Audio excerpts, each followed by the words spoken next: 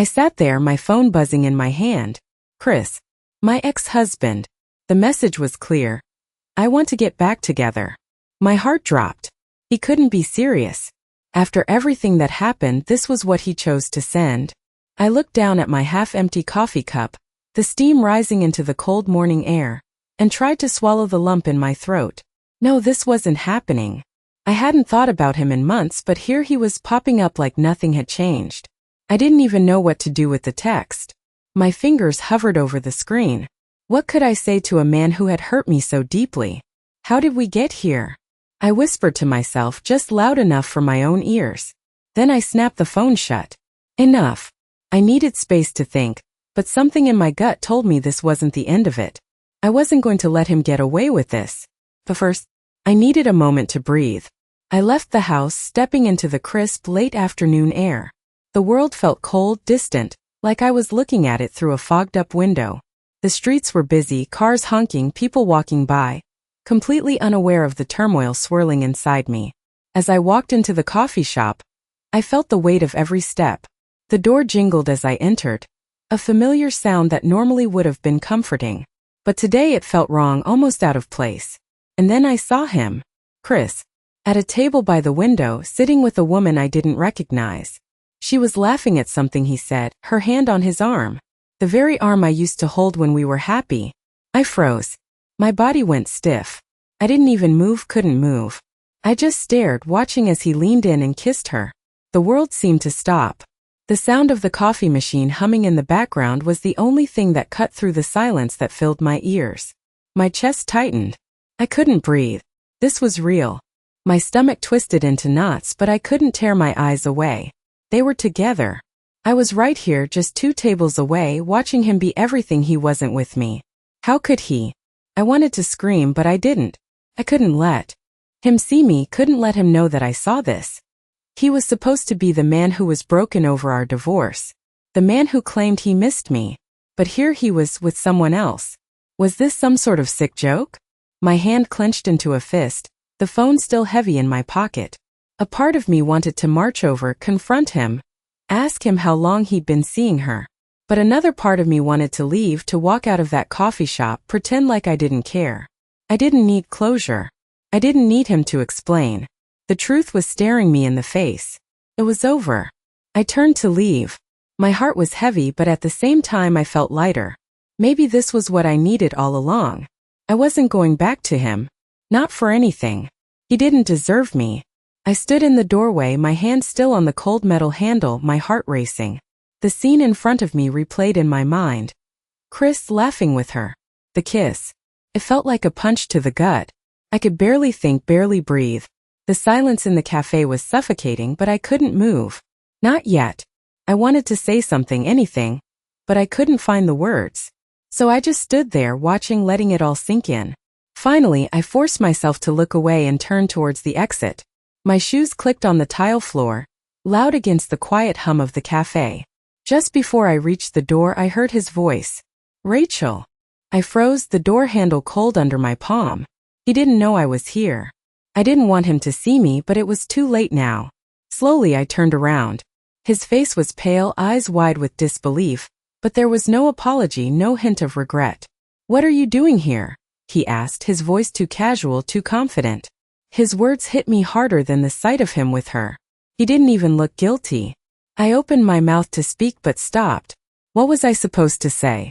I could ask you the same thing, I finally said, my voice barely above a whisper. He stiffened, but the woman, his date, was already looking at me, curious but not with surprise. It was like she knew who I was, like she'd seen me before. We're just having coffee, Chris said, as if explaining himself.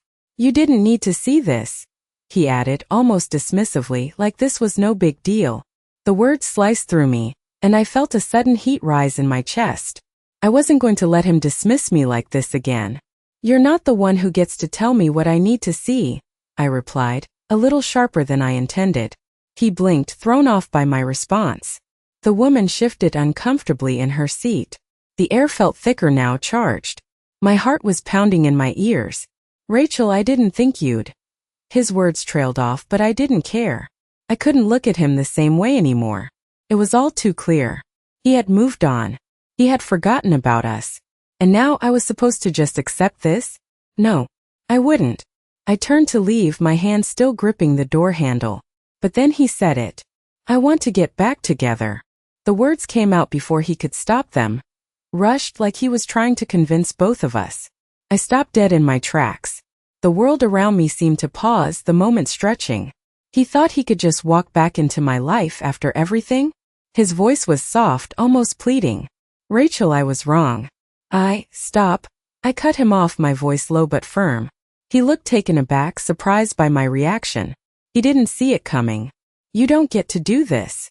The woman was staring at me now, eyes wide, lips parted like she was trying to process everything. I couldn't blame her. What was she supposed to do watching this unfold? Chris seemed to hesitate, unsure of what to do next. His usual arrogance faltered. He started, but I shook my head. I didn't need to hear it anymore. I'm not your second chance, I said, the words hanging in the air, thick and final. I could feel the tension building. Everything I had been holding back was starting to spill out. He was still standing there, frozen, not knowing what to say, how to fix this. But there was nothing to fix. Not anymore. I walked out of the cafe without looking back, the door closing softly behind me. My heart was still pounding, but for the first time in a long time I felt free. The weight that had been dragging me down for so long was starting to lift. I wasn't going back. Not to him, not to any of it. And as I stepped into the cold air, I knew there was no turning back now. I walked quickly down the street, my mind a chaotic swirl of anger and confusion. The cold air hit my face, but it didn't help clear the fog in my head. I couldn't believe what had just happened. I had told him it was over. I had walked away, but now I wasn't so sure. I had been so certain. Yet, something about the way he looked at me, that last desperate plea, made me question everything. I pulled my phone out of my bag, looking down at the screen. Another text from him. Please, Rachel. Let's talk. I didn't mean to hurt you. I stared at the words. I wanted to ignore it. I wanted to delete the message and move on. But the more I stared, the more I could feel that old familiar pull. Maybe I hadn't been as over him as I thought. My thumb hovered over the screen, ready to press delete. But I stopped. He had hurt me. He had betrayed me. But could I really just walk away? The sound of my phone buzzing in my hand jolted me out of my thoughts. A new notification. This time it was a picture. I opened it, expecting it to be a random selfie or something insignificant. But it wasn't. It was a picture of Chris, the woman from the cafe, and another man. They were all smiling, laughing, in some bar I didn't recognize. The caption read, "Great night out. # living her best life." My stomach dropped. It was like a punch to the gut. But this time it wasn't just Chris who had shattered everything. It was the idea that I had been fooled into thinking he still cared. He was moving on, already having fun without me. This wasn't just a simple kiss at the cafe. This was a new chapter for him, and I wasn't in it. I felt my pulse quicken. My hands were shaking now as I stuffed the phone back into my pocket. I couldn't think straight. I couldn't let myself spiral into this again. But the temptation, it was overwhelming. I turned the corner, heading toward a small park. The park had always been our place, the place where we used to sit for hours, talking about everything and nothing. I hated how every place felt like it belonged to the past. As I walked through the gate, I saw the old bench we used to sit on, the one where I first told him I loved him. My chest tightened. I stopped in front of it, hands shaking as I gripped the backrest. What was I doing here? I should have kept walking. I should have gone home. But no. I needed answers. I needed to hear him out. I couldn't just walk away forever without knowing why he'd done this. My feet moved before I could stop them. I took a seat on the bench, the cool metal cold against my legs. It wasn't long before I heard footsteps behind me. I didn't need to turn around to know who it was. His presence felt like a weight. Rachel, Chris's voice was soft, but the tension in it was palpable. I didn't answer at first. What was there to say? What could he say to fix this? I've been trying to get in touch with you, he continued, now standing beside me. I know I messed up, but I want to fix it. I still love you. His words cut through me like a blade, but I couldn't let him see how much they hurt. Not now. Not when everything felt like a lie. You really think you can just walk back in like nothing happened? I finally asked, my voice barely above a whisper. He shifted, the faintest crack in his confidence. I don't know what else to say. I'm sorry for everything. I stood up quickly, my frustration bubbling over. Sorry? Sorry doesn't fix this, Chris. You can't just expect me to forget what you did. My words were sharp now, the anger I'd been holding back starting to leak out. I turned away from him, staring at the path in front of me. You don't get to come back into my life when it's convenient for you. But before I could walk away, he grabbed my wrist. His grip was firm, desperate. Rachel, please. I'm not asking you to forgive me. Just let me explain. I stared at his hand on my wrist, a flash of panic sparking in my chest. His touch, so familiar, felt wrong now. I yanked my arm free, the movement quick and sharp. No, Chris. I'm done with this. I'm done with you. The words hung in the air, thick and final. His face fell. I saw the hurt, the confusion, but I didn't care anymore. I wasn't going back. I'm not your backup plan, I said, and the finality in my voice seemed to break something inside him. He didn't say another word. He just stood there watching me walk away. I didn't look back this time. My heart was still pounding, but there was a strange sense of relief flooding through me. It wasn't over yet, not entirely, but I wasn't going to let him drag me down again. The sound of my phone buzzing again broke the silence. It was Chris. Again. I had barely processed what had happened in the park when this new message popped up. I stared at the screen, unsure of what to do. His words were simple but heavy. I need to see you. It's important. My chest tightened. Was he really going to drag this out? I had made my decision, hadn't I? But still the message lingered in my mind. Why now? Why this sudden urgency? A knot formed in my stomach, but I didn't want to feel this way. I had to stay strong. I tapped out a response, my fingers shaking as I typed. No, Chris. It's over. But before I could press send, my phone rang. I looked at the caller ID. It was him. I didn't want to answer. I didn't want to hear his voice anymore. But a part of me, one I didn't want to acknowledge, wanted to know what he had to say. So I pressed the green button, bringing the phone to my ear. Rachel. His voice was soft, urgent. Please. Just let me explain. I took a breath, my teeth clenched. Explain what, Chris?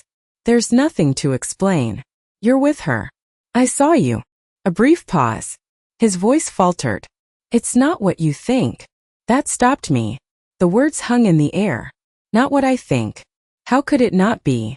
I had seen it with my own eyes.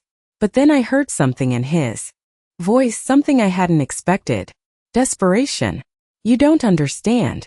It wasn't like that. She's just someone I met after everything happened. It's not serious. His words trailed off. I heard him sigh, a long defeated sound. I made a mistake, Rachel. I should have never let you go. You were always the one I wanted. I was silent. His words felt like they were trying to burrow deep into me, to make me question everything I knew. But I wasn't buying it. Not anymore. Still, I couldn't help but feel something in the pit of my stomach, a lingering doubt, a question I couldn't shake. What if he really was sorry? No, I couldn't let myself fall back into that trap. I wasn't going to let him undo everything. You don't get to do this, I said, my voice steady, but the edge was there. You had your chance, Chris. You blew it. Another pause. This time I didn't hear him sigh. I heard something else. A rustling, like he was moving. Rachel, he said again. But this time, there was something in his voice that made my stomach drop. You don't understand. I'm not just asking for us. I'm asking because... He stopped. My heart skipped a beat. What? I asked, trying to keep my voice calm. What is it, Chris? But he didn't answer right away. Instead, I heard something shift in his tone, something almost dangerous.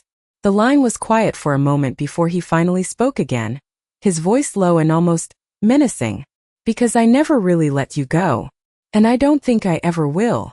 A chill ran down my spine. I couldn't believe what I was hearing. Was this a threat? Was he trying to intimidate me? My mind raced. Chris, stop it, I said, my voice rising. What do you mean by that? He didn't respond, but I could hear the faintest chuckle on the other end of the line. It wasn't a laugh I recognized. It wasn't a laugh that made me feel safe. "I'll see you soon, Rachel," he said, his voice colder now, distant. "You'll understand. Trust me." My pulse was racing. The phone call ended abruptly. I stood there, the phone still pressed to my ear, the silence deafening. My thoughts were spinning. What had he meant by that? What was he planning? Was this just more of his manipulation, or was he really capable of something else? My hands were shaking as I hung up, but the questions kept coming. And this time I wasn't sure if I wanted to know the answers. I sat in my car, staring at the phone in my hand. The last words Chris had said to me echoed in my mind. "You'll understand. Trust me." My stomach churned. Was he threatening me? Or was he just trying to manipulate me again? The uncertainty gnawed at me and I couldn't shake it. I had to know more. I couldn't let this go without getting some answers. I slammed my hand against the steering wheel in frustration. This wasn't how I wanted things to be. I shouldn't have to chase after the truth. But here I was on the edge of something I wasn't sure I was ready to face. I pulled out my phone again, swiping through the messages from Chris. The picture of him with the woman, the one that had hit me so hard, suddenly looked different. I zoomed in on the background. Something was off. There, in the corner of the photo, a familiar logo. It was subtle, almost hidden, but it was there. My heart skipped. It was a club I had been to with Chris years ago. I couldn't remember exactly when, but I knew that place well. Why was he there with her? I couldn't ignore the nagging feeling that something wasn't right. I immediately started searching the name of the club, hoping to find something, anything. A few minutes later, I was staring at the results. The club had a reputation for hosting private events. It wasn't the kind of place you'd casually go to for a drink. I leaned back in my seat, the realization hitting me hard. Was this what Chris had been doing all along? Was this where he'd been spending his time while I thought he was trying to make things work? My hands clenched around the steering wheel, but I wasn't sure if it was out of anger or fear. I needed to know for sure. I needed to confront him. I needed to be certain. Without thinking, I pulled out of the parking lot, heading in the direction of the club. I could feel the tension building in my chest with every passing minute. What was I going to say? To him? What could I even say? He had already lied to me. He had already hurt me. But now I couldn't ignore the questions anymore. As I approached the club, I saw the familiar neon lights flickering in the distance. It looked just like I remembered it, dark, exclusive, almost foreboding. My heart raced as I parked the car. I hesitated for a moment, gripping the door handle, but then I pushed it open and stepped into the night air. The sounds of the city seemed distant, muffled. The closer I got to the entrance, the heavier the weight in my chest became. I walked up to the door, my footsteps echoing in the empty street. The bouncer at the door looked at me with a raised eyebrow. "Are you on the list?" he asked, his tone flat, almost bored. I hesitated. "I'm here to see someone," I said, my voice steady despite the pounding in my ears. He didn't question me further, just stepped aside, allowing me to enter. The music was loud as soon as I stepped through the door. The dim lighting made it hard to see, but I could feel the eyes on me as I walked through the crowd. It was the same atmosphere as before. Intense, a little dangerous, like anything could happen here. I scanned the room, my breath shallow. There were people everywhere, but I couldn't spot Chris. Not yet.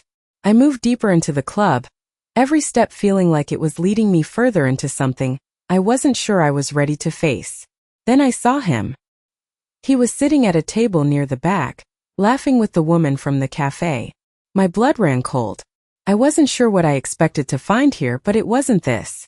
They were talking too casually, too easily. It was like they didn't even care who saw them together. My chest tightened and I stepped back, not wanting to be seen, not knowing what to do next. But then, something unexpected happened. Chris glanced up, his eyes meeting mine. His face went pale. His smile faltered for just a second, but he quickly recovered, standing up and walking towards me. My heart was pounding in my ears now. I didn't know what to expect. "Rachel," he said, his voice low, but I could hear the edge in it. "What are you doing here?" I looked at him, my anger rising, but there was something else there too. Was I really ready to confront him again? I opened my mouth to say something, but before I could, he grabbed my wrist, pulling me aside. His grip was tighter than before, more insistent. "You need to leave. Now," he said, his voice strained. I looked at him confused. What's going on, Chris? I asked, trying to pull away from him. But he didn't let go. You don't know what you're getting yourself into, he said, his voice dropping to a whisper. There was something dangerous in his eyes now. Something I hadn't seen before. Part of me wanted to run, but I was stuck. Stuck between confronting him and walking away for good. What are you hiding? I asked, my voice barely above a whisper. Chris's face twisted in frustration. You should have never come here, he muttered, the panic rising in his voice. That was it. Something was wrong. And I was about to find out exactly what. Chris's grip tightened on my wrist, his eyes darting around the room, as if looking for someone or something that wasn't there. His voice dropped to a low, urgent whisper. You need to go. Now. I shook my head, trying to pull away, but his hand was like iron. What's going on, Chris? I asked, my voice barely a whisper. You don't get it, he said, his voice edged with panic. It's not safe for you here. You shouldn't have come. I froze, his words sinking in. Not safe. What was he talking about? I looked around the club again, this time noticing the men at the bar, all wearing similar, almost uniform-like black jackets. They weren't just patrons, they were something else. My heart skipped a beat. Who are they? I asked, nodding toward the men. Chris's face paled. He pulled me closer, his voice low but frantic now. It's none of your business. Just leave. Please. I felt the weight of his urgency, but something about his reaction was off. Why didn't he want me to know? Why did it feel like he was trying to hide something even worse than the lie of being with her? My mind raced. Tell me what's really going on, Chris. Why did you bring me here? His eyes flicked nervously to the men, then back to me. I told you to leave, he said sharply, but his voice faltered. I stood my ground, not wanting to show the crack in my voice. I'm not going anywhere until you tell me the truth. For a moment we just stood there, locked in a silent standoff. Then, as if defeated, Chris released my wrist, his hand falling to his side. You wouldn't understand, he muttered. This is bigger than you think. The tension in the air was thick, suffocating. I could feel my pulse pounding in my ears. This was it, the moment I had been avoiding. I needed to know what he meant. I needed to understand what had been happening all along. What's bigger than us, Chris? I demanded. His lips tightened into a thin line. He glanced back over his shoulder, then lowered his voice, barely audible. I'm in debt. To them. My stomach dropped. Debt? To them? What does that mean? What are you involved in? I asked, the words spilling out before I could stop them. He shook his head, his face hardening. You don't want to know. It's too late for that now. I could feel the walls closing in, the air growing heavier. Everything about this felt wrong, like I had stepped into a nightmare I couldn't escape. Just then the music seemed to grow louder, the bass vibrating in my chest. My eyes darted back to the men by the bar. They were watching us now. No, they were watching me. A jolt of fear shot through me. Something was wrong. This wasn't just about Chris. This was about something bigger, something I didn't understand. I took a deep breath, trying to steady myself. What did you get yourself into? I asked, barely able to hold back the panic in my voice. Chris stepped forward, blocking my view of the men. His face was unreadable, but the tension in his jaw betrayed his fear. Rachel, you need to leave. I'm trying to protect you. His words were a warning, but his eyes told me something else. I felt the sudden rush of adrenaline as I realized the danger I was in. I'm not leaving without answers, I said, voice firm. Tell me everything, or I'll walk out of here and never look back. Chris's eyes flashed with a mix of anger and fear. He opened his mouth, but before he could speak, a voice from behind us cut through the tension. Chris, we need to talk. I turned to see one of the men from the bar standing a few feet away. His eyes locked on me. There was something cold in his gaze. You've got 10 seconds, the man said, his tone calm but dangerous. I could feel my heart in my throat as I took a step back, the weight of the situation settling in. Chris's face went pale. This isn't your business, man, he said quickly, his voice strained. The man didn't flinch. I don't think you understand, he replied. My world shifted. This wasn't just about Chris or the woman from the cafe. This was about something much bigger, something that was spiraling out of control, and I was standing right in the middle of it. The man from the bar took a slow step forward, his eyes never leaving mine. Chris's face had gone completely pale, his body stiffening beside me. "You shouldn't be here," the man said, his voice too calm, almost like he was measuring every word. I tried to swallow the lump in my throat, but it only made my breath feel shallow. Chris had never been so desperate before. His usual arrogance was gone, replaced by something far darker. "What's going on, Chris?" I asked again, my voice barely a whisper. He didn't answer. Instead, he looked at the man, his gaze pleading. The man's eyes flickered with something I couldn't quite place, but there was no mistaking the unease creeping into his stance. "You don't understand," Chris muttered, shifting his weight. "Please just go." His voice was raw, more vulnerable than I had ever heard it. Something wasn't adding up. I stared at Chris, but all I could see now was the man in front of me. "Why don't I understand?" I asked, my voice trembling but sharp. The man let out a small chuckle, his lips curling into a slight smirk. "Maybe you never will." His words hung heavy in the air. That was when it hit me. This wasn't about me. It never had been. My stomach churned as the truth began to form in pieces. The woman, the club, the men, all of it was part of something bigger. But I still couldn't see the whole picture. Not yet. I took a step back, trying to process what was happening, but my feet felt like they were glued to the floor. The man's eyes narrowed, studying me. "You need to leave," he said, voice cold, no longer with that subtle calm, but more like a command. "You're in the wrong place at the wrong time." I swallowed, my thoughts racing. Wrong place? Wrong time? What did he mean? "I'm not leaving until I know what's going on," I said, trying to sound confident, but the tremble in my voice betrayed me. The man took another step closer, and I could hear the soft sound of his boots against the hardwood floor. "You don't have a choice," he said, his tone growing harder. My breath caught in my throat. I could feel my pulse racing in my temples.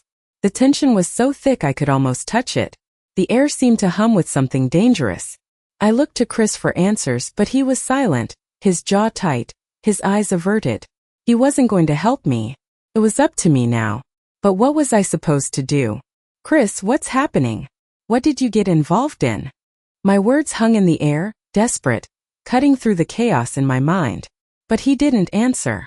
The man standing before me glanced at Chris and then back at me. "You really want to know?" he asked, almost mockingly.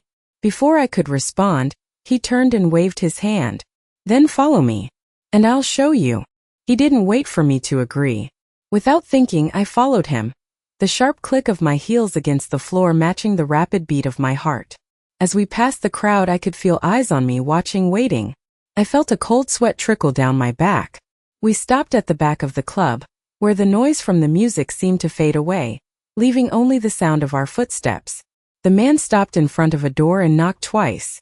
There was a low, muffled conversation on the other side. My stomach churned. This was it. Whatever it was, this was where the answers would come, or everything would spiral completely out of control. The door creaked open, revealing a dimly lit room filled with unfamiliar faces. The man gave me a small shove forward, nudging me into the room. My eyes darted around, scanning the shadows. And then, I saw it. A table stacked with files, documents scattered, everything far too organized to be a coincidence. The man stepped into the room behind me, closing the door with a soft click. "Now you'll understand." His voice was low, almost a whisper. I turned back, feeling a chill sweep over me as my eyes met his. And then I saw something that made my heart stop. A photograph, face up on the table. It was of Chris, his face unmistakable.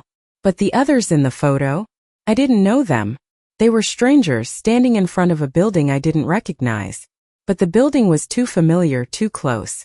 It was the same one I had seen in the background of Chris's last text message. The pieces were starting to fall into place, but there was one thing I knew for sure. I was in way over my head.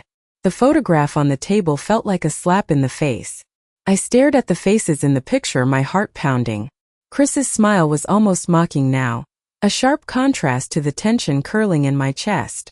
I couldn't shake the image, the people in the photo, the building behind them. The realization started to settle in, thick and suffocating. Chris was deeper in this than I ever could have imagined. The men at the bar weren't just hired muscle. They were part of something bigger, something Chris had been hiding from me. The man standing in front of me, the one who'd brought me here, leaned in closer, his voice quiet but firm. "You're in the middle of something you don't understand. And you don't want to." I shook my head, my mind spinning. "I want to understand. Why didn't you tell me, Chris?" But he didn't respond. His silence spoke volumes. Instead, he turned his back on me and walked toward the back door, giving me no choice but to follow him. "Come on," the man said. "It's time you learned the truth." The low hum of the music from the club seemed to fade into the background as I followed him through the narrow hallway, my mind racing. My thoughts were scattered, but there was one question that kept circling in my head.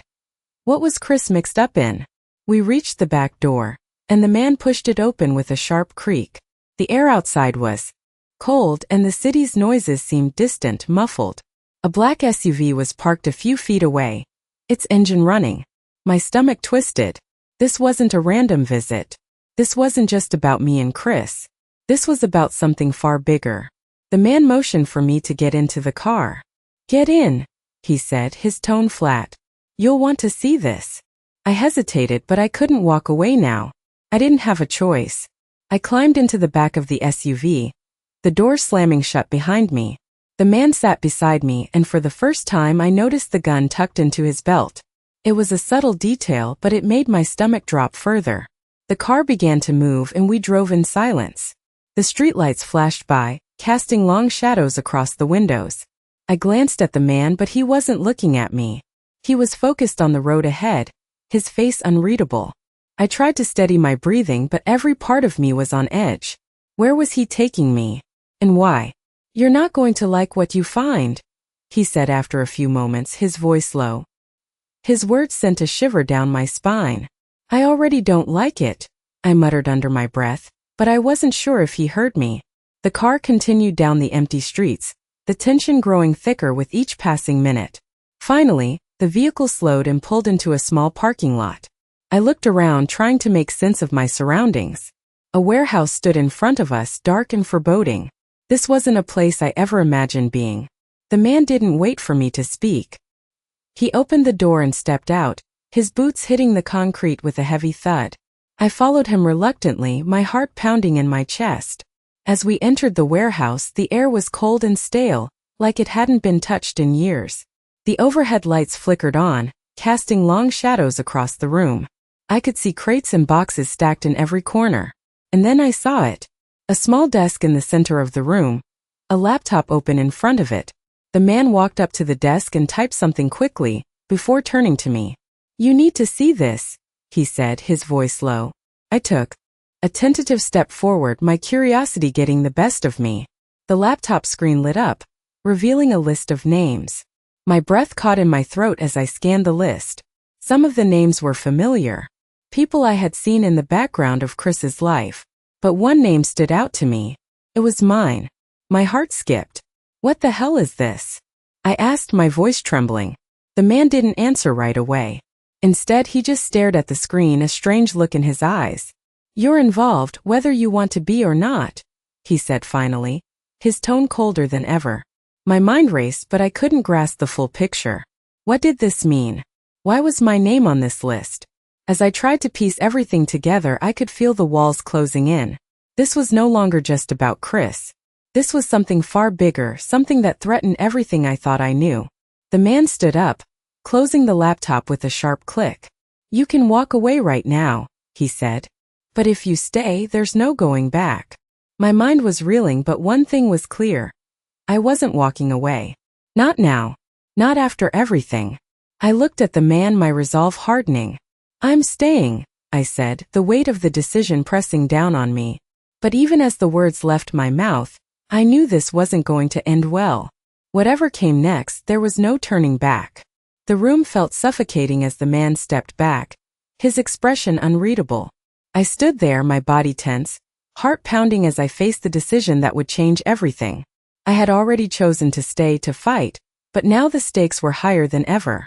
Chris stood beside me, silent, his face dark with regret, but there was no turning back now. I couldn't let fear or uncertainty hold me back. The man in front of me shifted slightly, his eyes narrowing as if waiting for me to break, but I held my ground. I needed to see this through no matter what. "Tell me everything," I said, my voice calm, but I could hear the steel beneath it. The man stared at me for a moment, then turned to Chris, as if silently confirming something. Chris hesitated, his jaw tightening. "You deserve to know," he finally said, his voice barely audible. "But you might wish you didn't." The tension in the room thickened, the air feeling heavy with unspoken truths. The man reached for a file on the desk, flipping it open. My eyes flicked to the contents, names, dates, addresses, everything pointing to something much bigger than I could have imagined. But the most chilling part? My name was in there again. I took a step closer, my breath quickening. "What does this mean?" I demanded, but before I could process the shock, the man spoke again. "You've been more involved than you realize," he said, his voice low. The weight of his words crashed over me, and I felt the ground shift beneath my feet. My mind raced, but something wasn't making sense. "Why didn't you tell me?" I asked, looking at Chris, my voice thick with frustration. "I thought I was protecting you," he said, his eyes flickering with pain. But his answer didn't sit right. Felt like a half-truth. "Protecting me from what?" I demanded. The man stepped forward, placing another document on the table. I reached for it, but my hand froze before I touched it. There, in bold letters, was the name of the company Chris was involved with. It was a company I had heard of, whispers of corruption, of power plays and under-the-table deals. But what caught my eye was the signature at the bottom of the page. It wasn't Chris's. It was someone else's. Someone I didn't know, but someone who had a powerful presence in the business world. I stared at the name and the room seemed to tilt. "Who is this?" I asked, my voice trembling with disbelief. The man met my eyes. "You'll find out soon enough," he said, his tone ominous. "But first you need to decide." "Decide what?" I asked, feeling a growing sense of dread. He took a step back, his hand lingering on the file. "You can walk away from this. Let it go, and you'll never hear from us again. Or, you stay. But know that it won't be easy. There's no going back after this." My heart was pounding, my thoughts a blur. I looked at Chris, his face a mixture of guilt and helplessness, but something about his expression pushed me forward. He wasn't going to fix this for me. This was mine to confront. The weight of the decision pressed down on me, but I knew what I had to do. I straightened up, my jaw setting with determination. "I'm staying," I said, my voice firm. The man nodded slowly, as if he had expected nothing less. He didn't say anything, just turned and walked toward the door, opening it for me. As I passed by, he gave me one last look, his eyes calculating. "You've made your choice," he said, his voice a final warning. I stepped into the hallway, my breath shallow but steady. I was in this now. There was no turning back. As the door clicked shut behind me, I felt the full weight of my decision settle over me. But then as I walked toward the stairs, I heard a familiar voice, Chris's. "Rachel." I stopped, turning to face him. His eyes were filled with something I couldn't quite place. "You really don't understand, do you?" he asked quietly. My pulse quickened. What was he trying to say? Before I could respond, the sound of footsteps echoed from the other side of the warehouse. The tension was palpable, the air crackling with something I hadn't prepared for. And then I realized, I had just walked into something far deeper than I could have ever anticipated. The discovery wasn't over yet, and I wasn't ready for what came next.